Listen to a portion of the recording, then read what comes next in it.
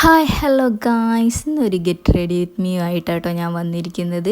കുളിച്ചൊരുങ്ങി നിൽക്കുന്നുണ്ട്, പക്ഷെ കണ്ടാൽ തോന്നില്ലെങ്കിലും ഞാൻ കുളിച്ചിട്ടുണ്ട് ഗായ്സ്. എനിക്കൊരു മേന തോന്നുന്നില്ല എന്നെ കണ്ടിട്ട് തന്നെ. അപ്പോൾ അതൊക്കെ പോട്ടെ, നമ്മൾ ആദ്യം തന്നെ പോൺസിൻ്റെ മോയ്സ്ചറൈസറാട്ടോ ഇട്ട് കൊടുത്തത്. അത് നന്നായിട്ടിട്ട് ബ്ലെൻഡ് ആക്കിയിട്ടുണ്ട്. ഇത് ഓൾ സ്കിൻ ടൈപ്പാണ് കേട്ടോ. പിന്നെ അടുത്തതായി നമ്മൾ ലാക്മിയുടെ സൺസ്ക്രീമാണ് കേട്ടോ ഇട്ട് കൊടുക്കുന്നത്. ഇതെൻ്റെ ഫേവറേറ്റ് സൺസ്ക്രീമാണ്, ഞാൻ ഡെയിലി യൂസ് ചെയ്യുന്ന കേട്ടോ. നല്ല ചൂടായതുകൊണ്ട് തന്നെ പുറത്തേക്ക് ഇറങ്ങുമ്പോൾ സൺസ്ക്രീം മസ്റ്റാണ് ഗൈസ്. ഇത് നല്ലൊരു വൈറ്റ് കാസ്റ്റ് ആണ് കിട്ടുന്നത്. വൈറ്റ് കാസ്റ്റ് ഇഷ്ടമില്ലാത്തവർക്ക് ഇത് യൂസ് ചെയ്യേണ്ട ആവശ്യമില്ല.